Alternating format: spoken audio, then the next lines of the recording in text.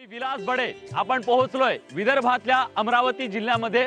अमरावती जिल्ह्याच्या उत्तरेच्या भागाला असलेल्या सातपुड्याच्या पर्वत रांगांमध्ये आहे हे मेळघाटचं व्याघ्र प्रकल्प।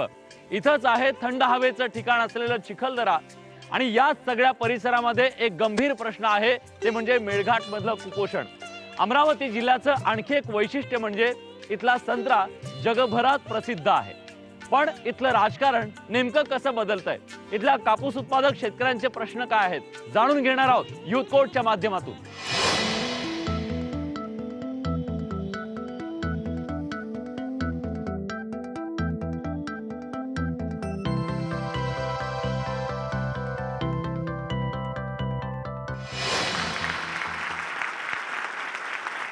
नमस्कार, युथ कोर्ट मध्ये आपल्या सगळ्यांचं स्वागत। आपण पोहोचलोय विदर्भातल्या अमरावतीमध्ये। अमरावती शहरातलं हे आहे हनुमान व्यायाम प्रसारक मंडळ आणि या महाविद्यालयाच्या या सगळ्या तरुणांसोबत, अमरावतीतल्या या सगळ्या युवकांसोबत आज आपण या युथ कोर्टाची कारवाई सुरू करणार आहोत।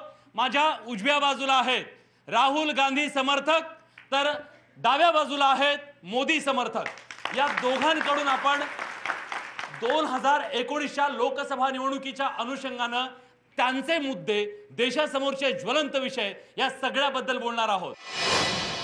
आजच्या या युथ कोर्टाचं कामकाज पाहण्यासाठी न्यायाधीशाच्या भूमिकेत असणार आहेत ज्येष्ठ सामाजिक कार्यकर्त्या सुचिता बर्वे मॅडम। आपण त्यांचं स्वागत करूया।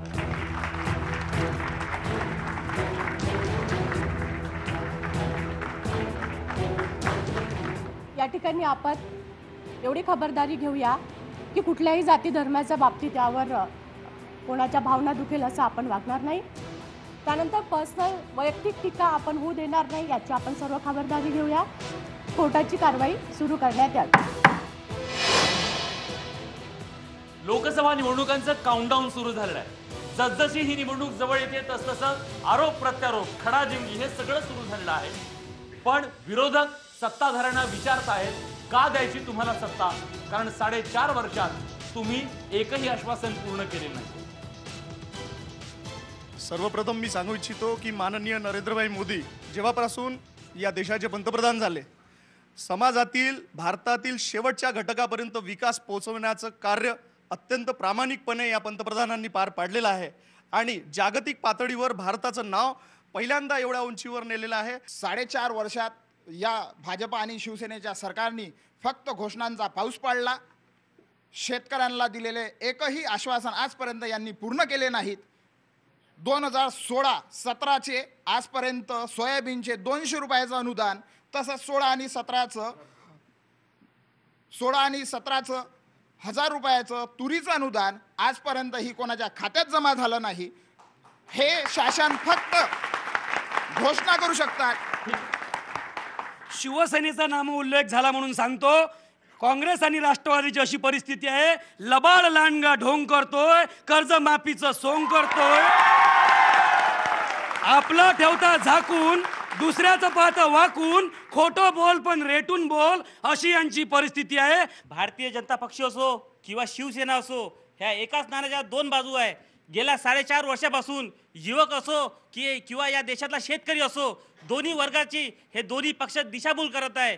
गेल्या 4 वर्ष या महाराष्ट्राच्या मुख्यमंत्र्याला कर्जमाफी करण्यासाठी अभ्यास करावा लागत असेल तर यापेक्षा शोकांतिका या महाराष्ट्रात नाही आहे। मध्य प्रदेशने जी कर्जमाफी केलेली होती, तर त्यांचं सरकार झाल्याबरोबर कमलनाथांनी त्यांचा एक आयोग पाठवला होता महाराष्ट्राच्या कर्जमाफीचा अभ्यास करायला। महाराष्ट्राच्या कर्जमाफीचा अभ्यास करायला कमलनाथांनी त्यांचा एक आयोग महाराष्ट्रात पाठवलं होतं। ही गोष्ट तुम्ही लक्षात ठेवा। 4.5 वर्षापर्यंत जी गोष्ट 15 लाखांनी चालू झाली ती आज ती पोकळ नेऊन संपली आहे। हा जागतिक पातळीचा जर मोदींचा असेल तर आज पोकळ विकास सल्ला त्यांना द्यायचं काम पडलं नसतं, मला असं वाटते। 50 लाख शेतकऱ्यांची कर्जमाफी, 34,000 कोटीची कर्जमाफी, देशात पहिल्यांदा एवढी मोठी कर्जमाफी केली। काँग्रेस राष्ट्रवादीच्या काळामध्ये किती रुपयांची कर्जमाफी करण्यात आली याचं उत्तर यांनी द्यावं। 34,000 कर्जमाफी फक्त हे कागदावर आहे। एकाही कास्तकाराच्या अकाउंट मध्ये यांनी पैसे दिले नाही। कर्जमाफी फक्त हे कागदावर यांनी केली आहे। कागदावर बिलकुल नाही, प्रत्यक्षात कर्जमाफी उतरलेली आहे आणि सर्वांपर्यंत शेतकऱ्यांपर्यंत पोहोचलेली आहे। आणि काँग्रेस राष्ट्रवादीला काँग्रेस राष्ट्रवादीला कर्जमाफी बद्दल बोलण्याचा नैतिक अधिकार नाही. पाटीलकीच्या थाटात राहणार माझा शेतकरी एकदम म्हणजे ठिगड्यावर पोहोचलेला धोत्रापर्यंत यांनी ह्या 60 वर्षात शेतकरी आणून पोहोचवला. सर हे जर म्हणत असतील तर आम्ही शेतकऱ्याची कर्जमाफी केली आहे, तर मला यांना सांगायचं आहे की नाशिक ते मुंबईपर्यंतचा लॉंग मार्च शेतकरी घेऊन आले आहे.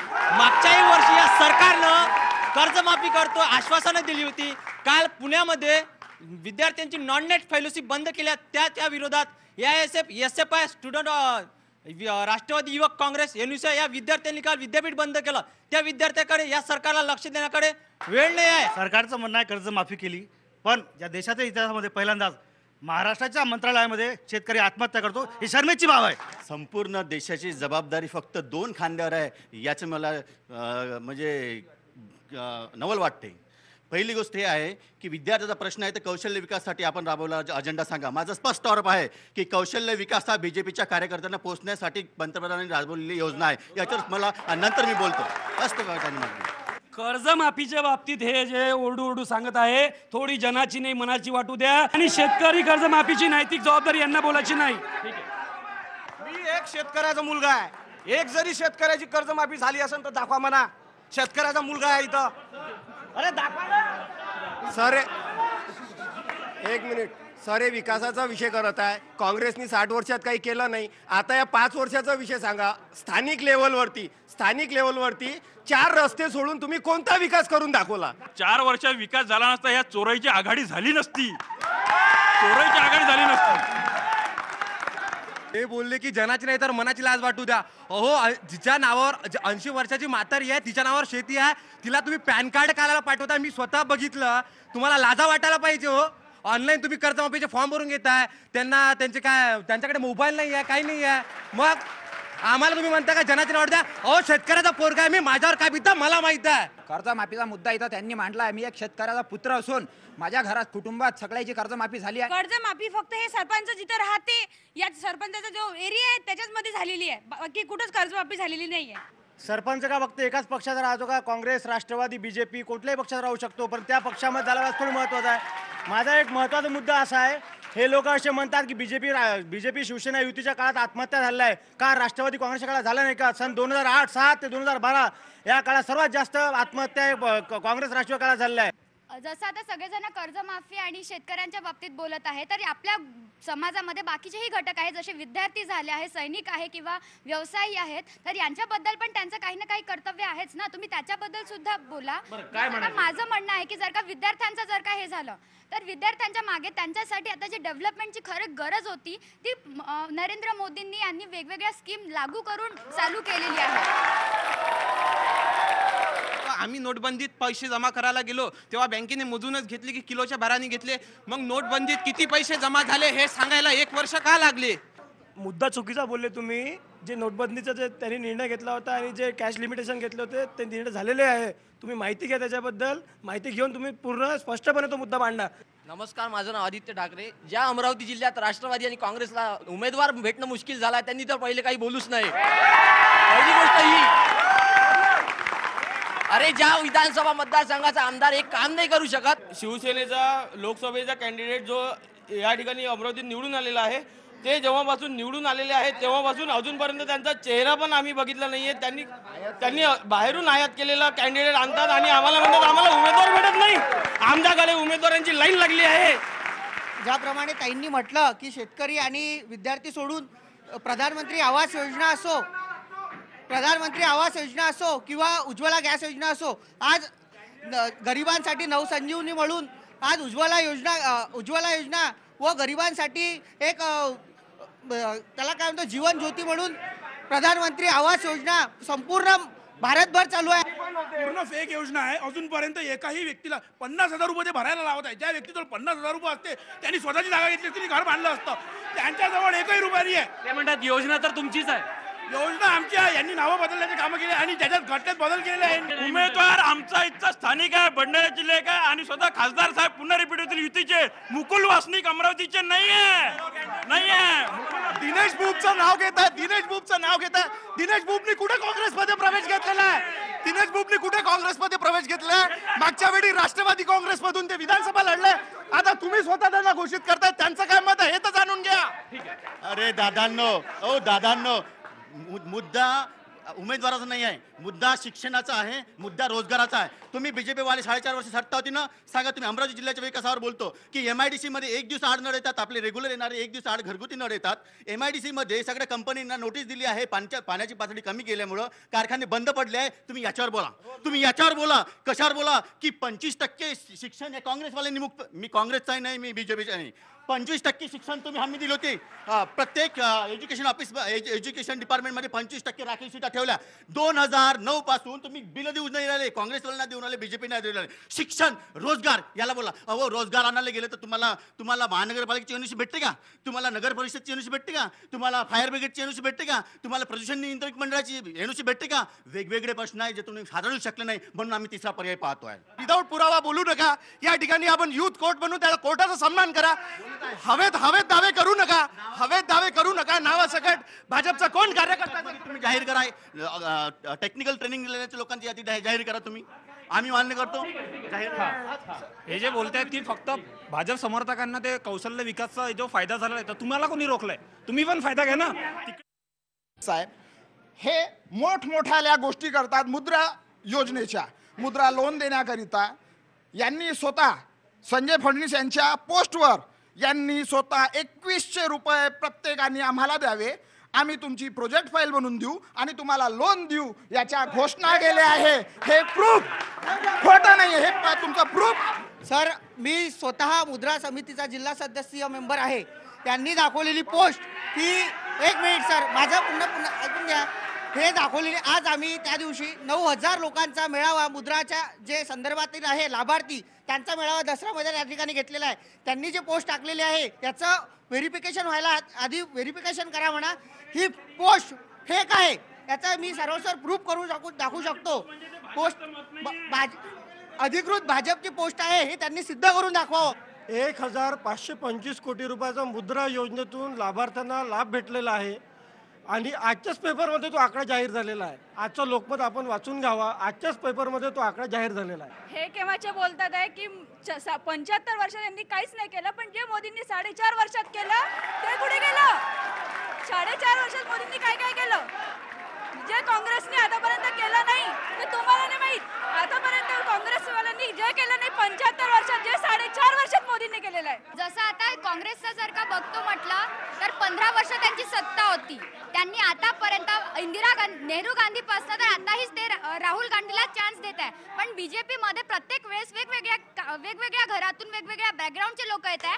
पण काँग्रेसवाले फक्त एकच जनरेशन का बरं हे करतात? फक्त गांधी का बरं? हे नेहमी घराणेशाहीचा आरोप करतात, परंतु बीजेपी हे जे पक्ष बनलेला आहे हा काँग्रेसमधून तुटून लोकांचा बनलेला आहे. आज रावसाहेब दानवेचा पोरगा कसा आमदार होतो, घराणेशाही येणारच आहे. सर्व वेगवेगळ्या पक्षांचे पण जे पण काही होते सर्व महाराष्ट्रातील टोल नाके सर्व बंद होतात. कोणतं पण संघाचा काही कार्यक्रम असो, काही पण असो, कोणतं पण भांडण वगैरे हे सर्व राजसाहेबांकडे जातात.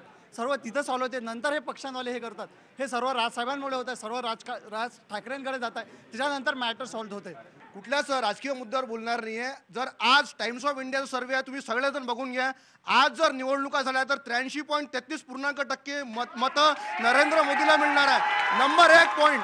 नंबर दुसरा पॉईंट असा आहे की, एक मिनिट, नंबर दुसरा पॉईंट असा आहे की ट्रान्सपरन्सी इंटरनॅशनल लंडनची ऑर्गनायझेशन आहे, माझी भारताची ऑर्गनायझेशन नाही आहे. 2014 पूर्वी भारताचा रँकिंग भ्रष्टाचारामध्ये 104 नंबरचा होता. आज तो घटून 77व्या नंबरवर आलेला आहे. आपल्या भारताचा क्रमांक आपल्या भारतापेक्षा पाकिस्तान मागे आहे, त्याच्याहून मागे चीन आहे. सर्व मुद्दे झाले यांनी म्हटलेलं आहे, पण यांनी 60 वर्षात नॅशनल सिक्युरिटीसाठी काय केलं? बीजेपी जेव्हापासून आली तेव्हा 2 वेळा पाकिस्तानवर सर्जिकल स्ट्राईक झालेली आहे. सर, मोदी साहेबांना मध्यरात्रीमध्ये अशी कोणती भीती वाटत होती की त्यांना सीबीआयचे डायरेक्टर आलोक वर्मा यांना ट्रान्सफर करायला लागलो? ओबीसी विद्यार्थ्यांचा अधिवाराचा खर्च हा सरकारने गोळा केलेला आहे. तो ओबीसी विद्यार्थीसाठी न यूज करता इतर व्यर्थ केलेला खर्च केलेला आहे. 94,000 कोटीचा आकडा आहे. जो बेरोजगारीचा जो टक्का होता तो 2.4 तो आधी होता, पण आता या 4.5 वर्षामध्ये तो वाढलाय 8.3 टक्क्यावर. याच्यावर तुमचं काय म्हणणं आहे? याचं उत्तर मला मिळेल अशी अपेक्षा करतो मी. तर आज गेल्या कित्येक वर्षापासून नांदगाव पेठेतील पंचतारांकित MIDC जी होती ती महाराष्ट्र गव्हर्नमेंटनी म्हणजे माननीय देवेंद्रजी फडणवीस साहेब व आमचे जिल्ह्याचे पालकमंत्री माननीय प्रवीणभाऊ पोटे साहेब यांच्या नेतृत्वात ती सुरू झालेली आहे व या ठिकाणी मोठे मोठे प्रोजेक्ट रेमंड सारखे म्हणा किंवा लक्ष्मी मित्तल सारखे यांच्यासारखे मोठे मोठे प्रोजेक्ट त्या ठिकाणी आज सुरू आहे. पुन्हा एकदा स्वागत. तुम्ही पाहता महाराष्ट्राचा खणखणीत शो यूथ कोर्ट. यूथ कोर्टच्या सुरुवातीलाच अनेक जणांनी प्रश्न विचारला होता. राफेल बद्दल त्यांना सगळ्यांना बोलायचं आहे. काय तुमचं म्हणणं आहे? की राफेलचा आपण करार केला आहे, पण उद्या मशिनरी आहे, मशिनरी कधीही बंद पडेल. मशिनरी बंद पडली तर तुमच्याकडे स्पेअर पार्ट उपलब्ध असायला पाहिजे. स्पेअर पार्टचा अजूनपर्यंत कुठलाही करारनामा सरकारने केलेला नाही. त्याच्याबद्दल काय? सतत काँग्रेसनी याच्या संदर्भात घोटाळ्यांचे आरोप केलेले आहे. मी सर्वप्रथम त्याविषयी खुलासा सांगतो की पहिला असा करार आहे की देशांनी देशासोबत केलेला करार आहे, त्यामुळे याच्यात कुठल्याही प्रकारचा घोटाळा नाही. माझ्या मित्रांनी आता याच्याबद्दल स्पेअर पार्टच्या बद्दल बोललं. माननीय मोदीजींचं सरकार या देशामध्ये आहे आणि सर्व बाबींबद्दल याच्यामध्ये विचार केलेला आहे. अत्याधुनिक असं राफेल या भारत देशाला उपलब्ध माननीय मोदीजींनी करून दिलेला आहे. कुठल्याच प्रकारचा घोटाळा झाला नाही. ज्यावेळी छातीठोकपणे हे लोक सांगतात की एका देशाचा दुसऱ्या देशासोबत करार झाला आहे, त्यावेळी थोडंसं या लोकांना विसर पडते की मेक इन इंडियाचं काय झालं. मग राफेल जर जी घोषणा सरकारने एवढ्या ॲम्बिशियस यांनी लॉन्च केली होती, जर मग मेक इन इंडियाचा काही उपयोगच नाही आहे. प्रत्येक गोष्ट पुतळा असो, सरदार पटेलांचा पुतळा असो बाहेरून, राफेल असेल बाहेरून, मग मेक इन इंडिया तिलांजली का बरं देण्यासाठी केलेला आहे का आपण? आणि 450 रुपयाला बनणारं विमान आज आपण 1500 कोटी रुपयाला घेतोय. 136 विमान आपण घेतात होतो, आज 36 विमानावर आपण येऊन टोकलेलो आहे. काँग्रेसनी राफेलचा करार कंपनीच्या सोबत केला होता, देशासोबत केलेला नव्हता. कंपनी ही भ्रष्टाचार करू शकते. कोणत्या देशाचा राष्ट्रपती दुसऱ्या देशाच्या पंतप्रधानासोबत याच्यामध्ये कमिशनखोरी होऊ शकत नाही. किंमत अधिकृतरित्या कोणी सांगितलेली नाही अजूनपर्यंत. कारण की त्याचं मागचं कारण हे आहे की दुसऱ्या देशांना किमतीच्या भरोश्यावर आपल्याकडे काय काय इक्विपमेंट्स आहे ते त्यांना माहीत पडते. म्हणून सुप्रीम कोर्ट आणि डिफेन्स मिनिस्टर पण अधिकार नाही आहे की रेट त्याचा शो करायला दिले पाहिजे. म्हणून आता आपण राफेलची या चर्चेनंतर आपण स्थानिक मुद्द्यावरती येऊयात. खरं तर 2 वेळा या ठिकाणी अमरावतीमध्ये शिवसेनेचा भगवा फडकला.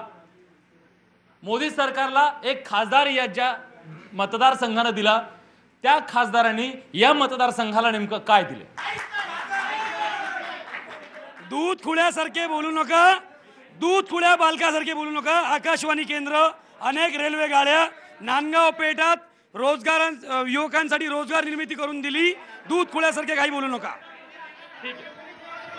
नांदगाव पेठला दादा, आता सरकारने MIDCला पत्र दिलं की पाणी बंद म्हणून तुमचं. आता फेब्रुवारी महिन्यात पाणी बंद आहे तर काय विकास होईल? विकास शक्यच नाही आहे. तिथल्या कुठल्याही एखाद्या इकडल्या मुलींना विचारा की खासदाराचं नाव काय आहे, मानतो मी. मग चला विचारून दाखवा. तुम्ही विचारा नाव काय आहे तर सांगा म्हणा. तुम्ही बसवली ते नाव विचारा फक्त एकदा. आनंदराव अडसूळ खासदार आहे अमरावतीचे. किती वर्ष झाले? आनंदराव अडसूळ अमरावतीचे खासदार आहे. किती विकास केला त्यांना विचारा. खरं तर अमरावती हे नाव जेव्हा समोर येतं तेव्हा सगळ्यांच्या समोर येतात इथले जगप्रसिद्ध असे संत्री. पण या संत्र्यांवर आधारित एखादा उद्योग या अमरावतीत यावा याच्यासाठी काय केलं? आमचे वरुड मोर्शीचे आमदार माननीय अनिलजी बोंडे यांनी मोर्शी या ठिकाणी व वरुड या ठिकाणी 2 प्रोजेक्ट संत्रा प्रक्रिया त्यासाठी सुरू केलेले आहे व त्याचं उद्घाटन 2 वर्ष आधी माननीय मुख्यमंत्री साहेबांच्या हस्ते झालेलं सुद्धा आहे. वरुडचं जे सेंटर सांगताय ते फक्त ग्रेडिंग युनिट आहे साहेब. मी स्वतः शेतकरी उत्पादक संत्रा उत्पादक शेतकरी आहे. ऐकून घ्या पहिले. शेतकरी उत्पादक संत्रा शेतकरी आहे. मी विद्यार्थी सुद्धा आहे. संत्रा फक्त तिथं ग्रेडिंग होतो. बाकी पतंजलीला इथे हजारो एकर जमीन संत्रा उद्योगासाठी दिली. पण इथच्या स्थानिक उद्योजकाला 5000 स्क्वेअर फूटची जागाही MIDCत भेटत नाही. भेटत असेल तर सांगून द्या इथे कोणी.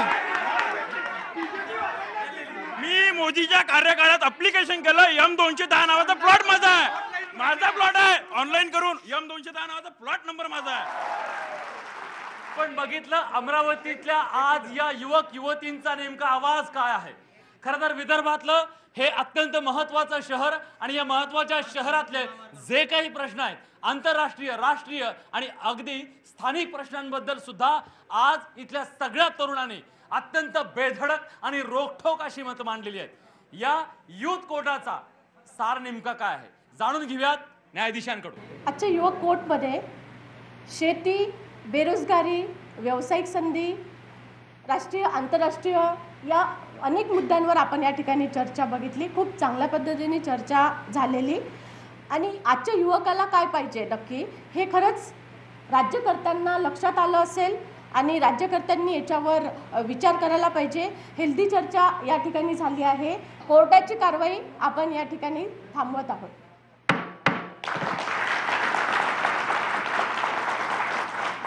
महाराष्ट्रातल्या तरुणांचं हक्काचं व्यासपीठ